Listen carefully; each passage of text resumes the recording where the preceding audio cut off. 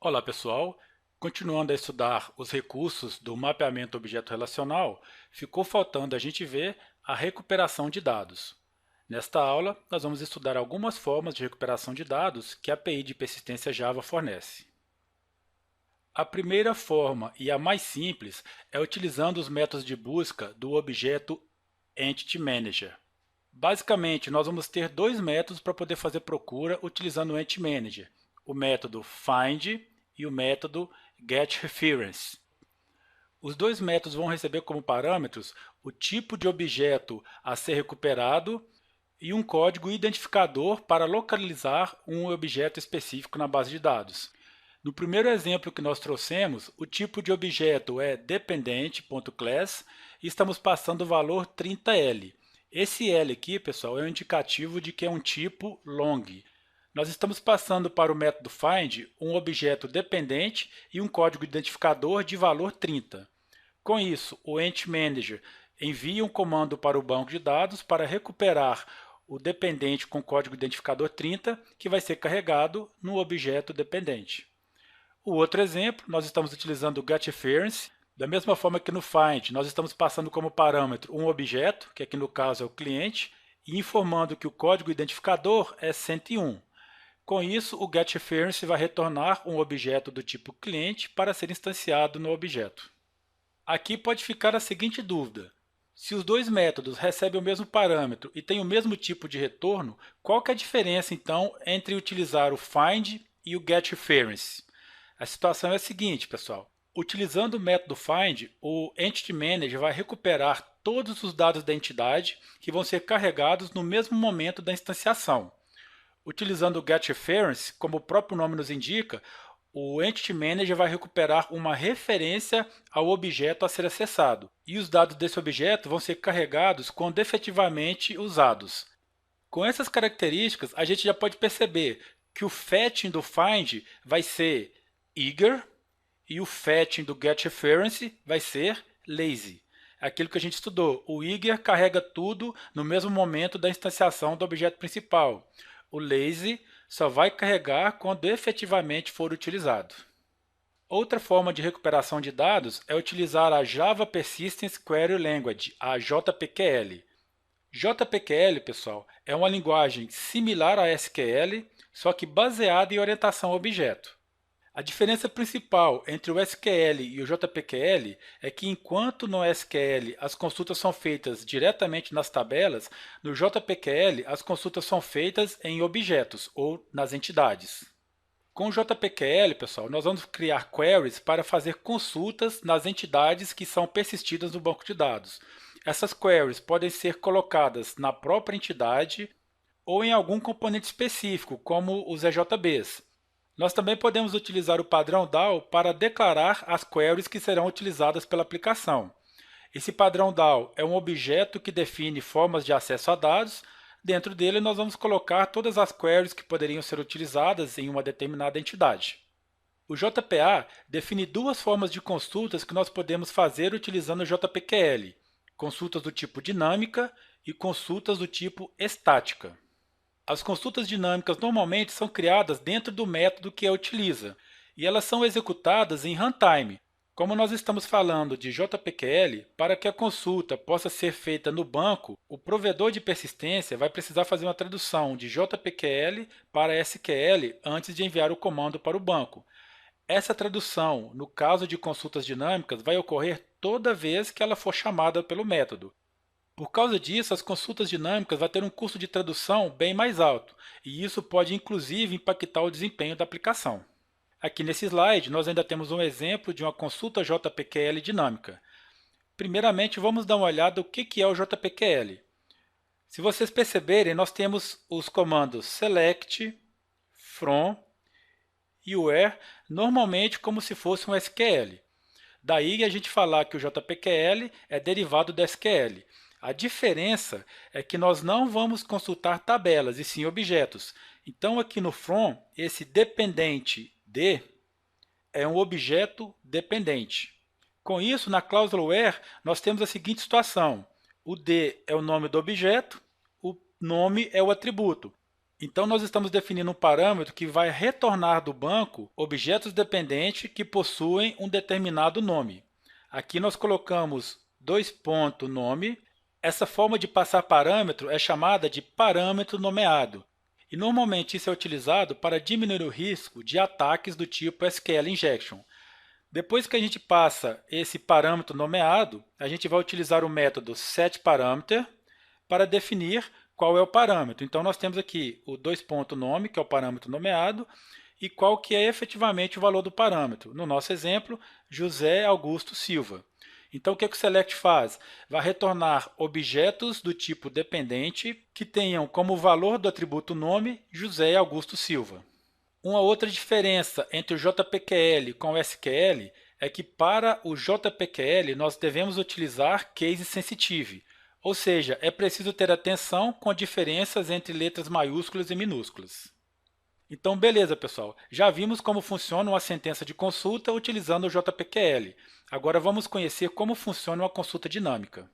Para criar uma consulta dinâmica, nós vamos utilizar o método createQuery do objeto EntityManager. Esse createQuery vai retornar um objeto do tipo query. Aqui no nosso exemplo, a nossa query vai chamar QRYDinâmica. Como vocês puderam ver, a partir do objeto query, nós utilizamos o método setParameter para definir qual que é o parâmetro nomeado da nossa sentença. Com essas duas linhas, nós construímos a consulta.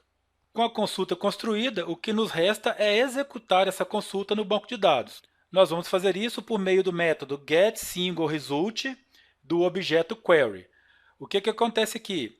O método getSingleResult vai retornar um objeto do tipo object. Como nessa situação nós estamos passando o resultado desse getSingleResult para um objeto dependente, nós temos que fazer um cast explícito, por isso o dependente dentro do parêntese aqui. Feito isso, nós temos uma instância de dependente. Como nesse exemplo é esperado o retorno de apenas um objeto, nós utilizamos o método getSingleResult do objeto query. Se o retorno esperado fosse mais de um objeto, nós não poderíamos utilizar o getSingleResult. Nós teríamos que utilizar o método getResultList, que vai retornar uma lista de objetos não tipada, ou seja, uma lista de objetos do tipo object. E o outro tipo de consulta que nós podemos fazer com JPQL são as consultas estáticas. Uma consulta estática, pessoal, vai ser executada ao iniciar a aplicação, ou seja, em start time, diferente da consulta dinâmica, onde a tradução ocorre toda vez que o método é executado. Na consulta estática, a tradução só vai ocorrer uma única vez no início da aplicação. Por causa disso, as consultas estáticas são mais eficientes e consomem menos recursos. Para criar uma consulta estática, nós temos dois momentos. O primeiro momento é onde nós declaramos a consulta e o segundo momento é onde nós vamos executar a consulta. Para declarar a consulta, nós vamos utilizar a annotation NamedQuery. Essa annotation tem o atributo name, que no nosso exemplo é busca por cidade, e o atributo query, que é onde vai estar a consulta propriamente dita. No nosso exemplo, nós temos uma consulta em objeto do tipo cliente, e o parâmetro de pesquisa é que o atributo cidade seja igual a interrogação 1. Esse interrogação 1, pessoal, é uma outra forma de proteger a consulta de ataques do tipo SQL injection. Ela é chamada de parâmetro posicional ou ordinal. Por que posicional? Imagine que nessa sentença nós quiséssemos filtrar por cidade e por UF, nós teríamos o atributo cidade igual a interrogação 1, and atributo f igual a interrogação 2. Por isso o nome posicional. O segundo momento das consultas estáticas é a execução da query. No nosso exemplo, nós temos um método chamado teste, e é nesse método que nós vamos executar a consulta estática. Para executar a consulta estática, nós utilizamos o método createNamedQuery do objeto EntityManager. Esse método recebe como parâmetro o nome da consulta estática e qual que é o tipo de objeto que ele vai recuperar. No nosso exemplo, cliente. O método createNamedQuery, da mesma forma que o método createQuery, vai retornar um objeto do tipo query. Só que aqui a gente trouxe um outro tipo de objeto para a gente perceber que há diferenças. Nós estamos utilizando no exemplo o objeto TypedQuery. TypedQuery é um subtipo de query. Qual que é a diferença deles? No type de query, nós podemos definir um tipo de objeto que ele vai receber. E o que acontece aqui então? Nós estamos criando uma query tipada para cliente. Como nós definimos na query um parâmetro posicional, nós vamos utilizar o método setParameter para passar esse parâmetro. Então, nós temos a posição 1 e o valor dela vai ser Florianópolis. Percebam que o valor que a gente está passando é uma string, ok? Com essas duas linhas, nós preparamos a query para ser executada. Resta agora a execução da query. Aqui nós vamos utilizar o método getResultList para recuperar todos os objetos cliente que tenha como cidade Florianópolis. Como a query que nós criamos é tipada, o getResultList, ao invés de retornar uma lista de objetos não tipados, já vai fazer um cast automático para uma lista de objetos tipadas para cliente. Daí nós podemos criar um objeto list tipada para clientes. E para o caso do desenvolvedor não quiser utilizar a JPQL para fazer consulta, ele ainda pode utilizar o SQL nativo para fazer as suas consultas.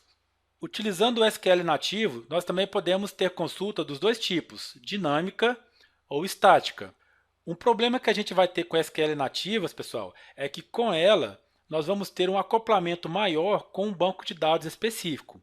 Apesar do SQL ser uma linguagem padrão, geralmente de um banco de dados para outro tem diferença de algum comando. E se acontecer uma migração de banco de dados na aplicação, o código de SQL vai ter que ser alterado para a forma do novo banco de dados. Um outro detalhe com relação às consultas com SQL nativo é que ela também possui dois tipos, dinâmica e estática, e funcionam da mesma forma que o JPQL. A única diferença vai ser para criar uma consulta dinâmica com SQL nativa. Ao invés de createQuery, o método é o createNativeQuery. E para consulta estática, ao invés de utilizar a notation namedQuery, nós utilizamos a notation namedNativeQuery. Já para a execução da query nativa, nós vamos utilizar o mesmo método que é utilizado na estática do JPQL, que é o createNamedQuery. Então, pessoal, eu não trouxe exemplo da SQL nativa porque não tem praticamente diferença alguma com relação à forma de se criar as consultas no JPQL. As únicas diferenças são essas que nós apontamos nesse bullet sobre queries nativas.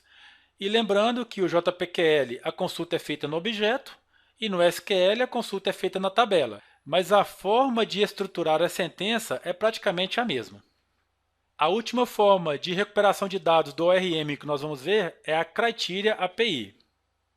Com a Criteria API, pessoal, nós vamos criar queries que utilizam a sintaxe orientada a objeto pura. Por que disso? Ao invés de utilizarmos as cláusulas SQL como select, from, where, essas cláusulas vão ser métodos de um objeto. Então, ao invés da cláusula select, nós vamos ter um método select. Ao invés da cláusula from, nós vamos ter um método from. Ao invés da cláusula where, nós vamos ter o método where. Uma vantagem de utilizar a Criteria API é que nós vamos ter menor propensão a erros. Por quê? SQL ou JPQL, nós escrevemos a sentença. Ela tem que ser digitada. No caso da Criteria, as sentenças são montadas com métodos. Por causa disso, o desenvolvedor vai ficar mais engessado para criar uma consulta utilizando o Criteria. Como desvantagem, Criteria é muito mais verboso. Vocês vão ver no exemplo desse slide que para montar uma consulta simples, a gente escreve muito mais do que a gente escreveu utilizando JPQL ou utilizando SQL nativa. Para criar consultas utilizando o Criteria API, os dois componentes mais importantes são as interfaces Criteria Builder e Criteria Query. Os métodos que substituem as cláusulas SQL vão estar declaradas em uma dessas duas interfaces. Normalmente, Criteria Query vai ter o select, from, where, having, entre outros. E no Criteria Builder, nós vamos encontrar métodos para operações, como sum, AVG, que é para média, max, min, count e outros que normalmente são relacionados a operações dentro do SQL. Para entendermos melhor como funciona a construção de uma consulta utilizando o Criteria, nós temos um exemplo. A primeira coisa que a gente precisa fazer é instanciar ou injetar um objeto Entity Manager. Aqui nós estamos injetando com Resource. Como foi falado, os dois componentes mais importantes é o Criteria Builder e o Criteria Query. E nós temos que obter instância desses dois componentes. Para recuperar uma instância de Builder, nós vamos utilizar o método getCriteriaBuilder do objeto EntityManager. Com isso, nós vamos ter um objeto CriteriaBuilder que nós podemos utilizar no método teste, que é o nosso exemplo. Ainda falta um objeto CriteriaQuery. A instância desse componente vai ser obtida a partir do método createQuery do objeto CriteriaBuilder. Ela recebe como parâmetro o tipo de objeto da consulta. No nosso exemplo, cliente.class. E o objeto CriteriaQuery que vai ser gerado, ele também precisa ser tipado. Aqui nós já estamos tipando ele como cliente. Então, beleza, já temos os dois objetos que precisamos para construir a criteria. Então, agora vamos partir para a consulta. A primeira coisa que a gente precisa fazer na construção da consulta é definir o que a especificação chama de raiz do espaço de dados considerados pela pesquisa. Isso é um objeto root tipado para o objeto que a gente vai consultar, no caso, objeto cliente. Para ficar mais fácil de entender o que é essa raiz de espaço de dados, entenda que ela é a mesma coisa que o from. Tanto é que esse objeto root é obtido utilizando o método from do objeto CriteriaQuery. Nesse from, nós vamos informar qual que é o objeto a ser utilizado, no caso nosso, cliente.class. Com o objeto root definido, nós já podemos passar para a consulta propriamente dita. Os métodos para consulta geralmente vão estar na interface CriteriaQuery, então nós vamos utilizar o objeto CriteriaQuery para fazer a consulta. A construção que é feita nessa linha, pessoal, ela é possível pela seguinte situação. Todos os métodos do elemento CriteriaQuery retornam um objeto CriteriaQuery.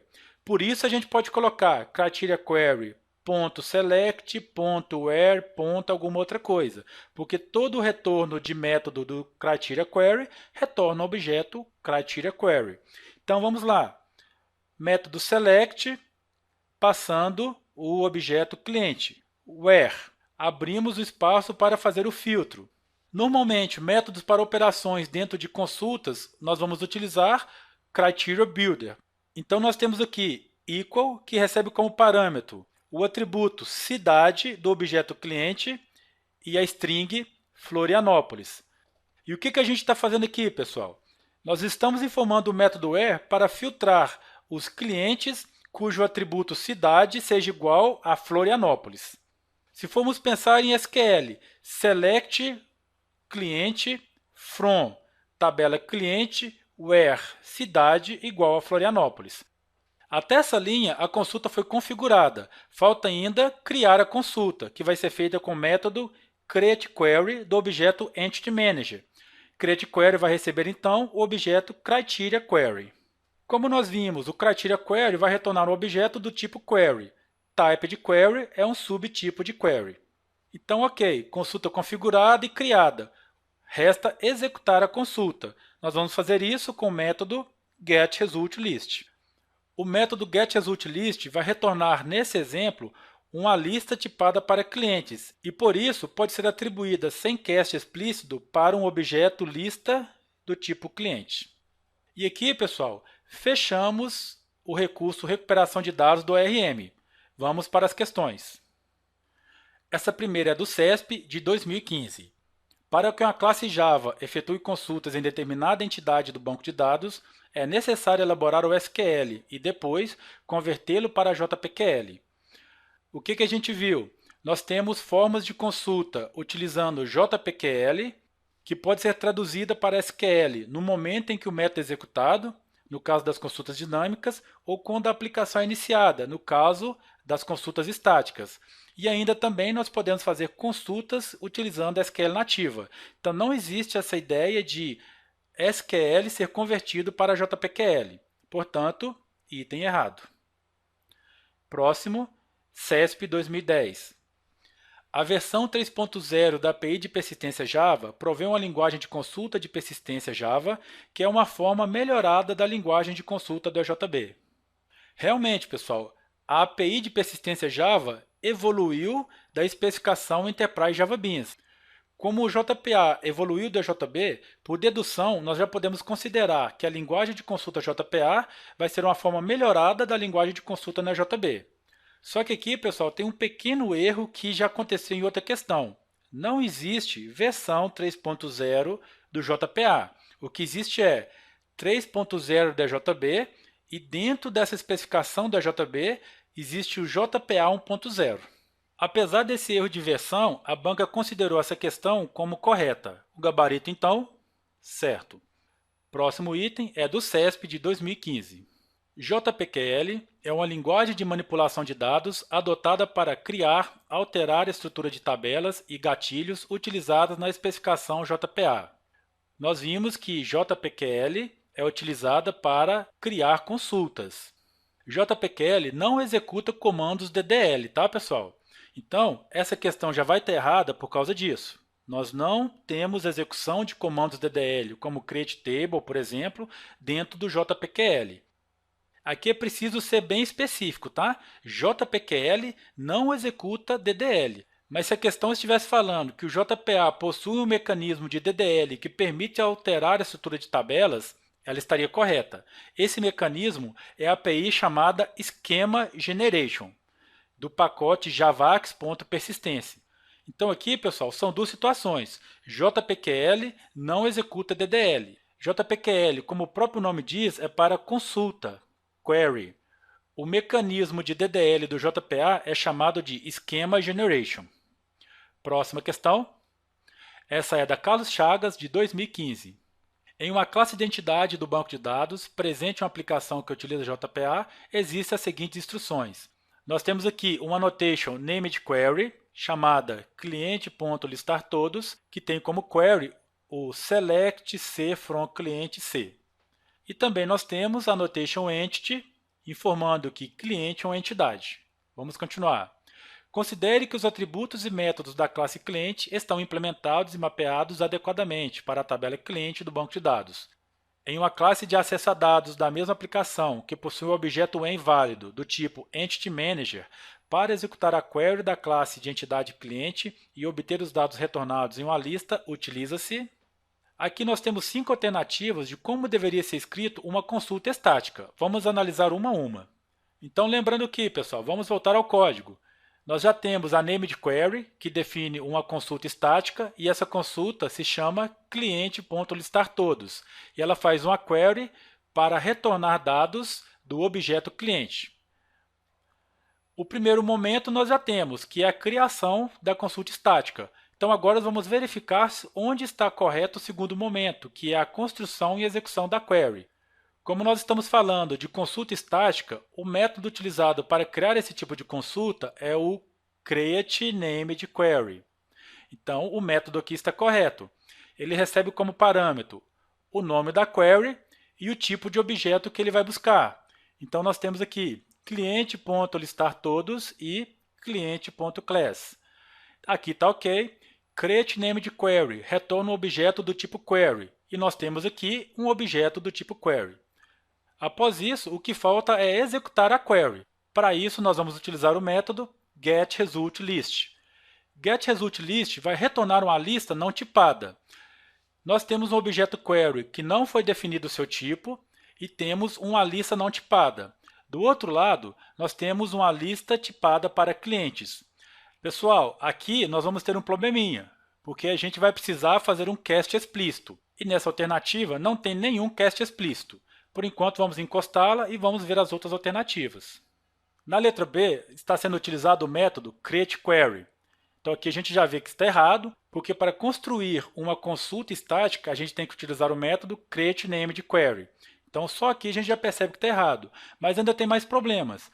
O createQuery ou createNamedQuery retorna um objeto do tipo query e não o result_set. Sem falar que o result_set nem pertence a JPA, ele é do pacote java.sql. E outra situação de erro também, que aqui nós temos o getResultList, que vai retornar uma lista não tipada que está sendo atribuída para um ArrayList do tipo clientes. Aqui também nós precisaríamos de um cast explícito antes de atribuir o resultado de getResultList para um ArrayList tipado para clientes. Então aqui com certeza a letra B está errada. Letra C. Nós temos o método createNativeQuery. createNativeQuery é para SQL nativa, e a questão falou que ela está sendo construída com JPQL. Então aqui nós já temos um erro, o retorno por enquanto está certo, ok? Só que createNativeQuery não recebe cliente.lista.todos como parâmetro. No Create Native Query, o parâmetro já é direto à sentença SQL. Outro erro nessa alternativa, não existe o método getList para o objeto query. As formas de retorno do objeto query é getSingleResult ou getResultList. Então, a alternativa C também é errada. A alternativa D está utilizando de novo o Create Query. Como sabemos, é uma consulta estática e não consulta dinâmica. Consulta estática é com Create Named Query. E aqui, de toda forma, os parâmetros estão passados de forma incorreta. Create Query recebe uma sentença JPQL. O retorno está correto para o objeto query. O getResultList está correto, mas aqui também nós temos um problema de cast, porque o getResultList retorna uma lista não tipada que já está sendo atribuída diretamente para uma lista tipada para clientes. Aqui, como a gente resolveria isso? Utilizando typed query ou fazendo um cast explícito, inserindo antes de query.getResultList o parêntese list cliente e não clientes, como está no objeto list. Então, letra D também errada. Letra E. O método para criar a consulta estática está correto. Create Named Query. Também os parâmetros cliente.lista_todos e cliente.class. O problema aqui é que Create Named Query retorna um objeto do tipo query e não do tipo list. Com o objeto query criado, o método correto seria getResultList e não getResultSet. Por isso, a letra E também está errada. Então aqui, pessoal, nós temos uma questão padrão FCC, onde nós vamos precisar escolher a alternativa menos errada, e o gabarito é a letra A. Lembrando que nessa letra A faltou um cast explícito ou substituir o objeto query para um objeto typed query tipado para cliente. Próxima questão, essa é da UERJ de 2015. JPQL é uma linguagem de consulta que faz parte da especificação JPA. Considera uma aplicação em Java que usa JPA, na qual está definida uma classe de entidade denominada cliente. Além disso, essa aplicação contém o trecho de código abaixo, que cria um objeto do tipo query, cuja referência é QRY. Nós temos no código o método createQuery do objeto EntityManager, que está recebendo uma sentença JPQL que tem um parâmetro nomeado, que é $f. Como é parâmetro nomeado, nós precisamos definir o setParameter, passando a string para o parâmetro, Rio de Janeiro. Continuemos na questão. A expressão adequada para a execução da consulta em JPQL representada pela referência QRY é... Se a gente analisar a sentença, nós estamos fazendo uma busca de objetos cliente que tenham como atributo o F, o estado do Rio de Janeiro. Por causa dessa sentença, nós podemos considerar que vai ser uma lista de clientes. Para trazer resultados de consulta com objeto query, nós temos os métodos getSingleResult, que é para o resultado único, e getResultList quando o resultado tiver mais de um objeto. Então, de cara, nós podemos cortar a letra B, que trouxe um executeQuery, e podemos cortar também a letra D, que está com o getSingleResult. Como é clientes do estado do Rio de Janeiro, getSingleResult não vai servir para a gente. Com relação ao método getResultList, o retorno dele é uma lista de objetos não tipado. Objeto list é uma subclasse do objeto collection. Então, pessoal, a resposta correta é a letra A. Aqui, pessoal, nós não vamos ter problema de cast, porque o getResultList traz uma lista não tipada e o collection vai receber uma lista não tipada. Como a gente não fez cast em momento algum, aqui não vai ter nenhum erro. Próxima questão. Essa é da Carlos Chagas, de 2015. Considere o fragmento de código a seguir presente em uma classe ideal de acesso a dados de uma aplicação que utiliza JPA. Então, nós temos um objeto string chamado JPQL, que tem uma sentença JPQL. Select E from empregado E, where E.cargo igual a um parâmetro nomeado $C. Depois nós temos um objeto query com o nome que é criado com o createQuery do objeto EntityManager, recebendo JPQL, que é a string, e passando o tipo empregado. Depois nós temos um espaço que está com o 1, E na sequência nós temos a execução da consulta com o getResultList, retornando uma lista que está tipada para empregados. Para completar corretamente o fragmento de código de forma que a consulta retorne os empregados cujo cargo seja gerente, a lacuna 1 deve ser preenchida por. Então aqui nós sabemos que o filtro é no atributo cargo e os empregados que vão ser retornados nessa consulta possuem gerente como valor do atributo cargo. Então nós temos um parâmetro nomeado e esse parâmetro nomeado vai ser definido utilizando o método setParameter. Se é setParameter, podemos excluir a letra A letra C e a letra D. Nos restou a letra B e a letra E. O nome do parâmetro é 2.c e não cargo. Portanto, a letra B também está errada. Excluídas erradas, nos restou a letra E, que é o nosso gabarito. A lacuna 1 vai ser preenchida com q.setParameter, recebendo parâmetros C, que é o nome do parâmetro nomeado, e o valor gerente, que é uma string. Com isso, pessoal, nós fechamos o último recurso ORM, que é a recuperação de dados, e também encerramos a API de persistência Java. Na próxima aula, nós vamos começar a estudar o JDBC.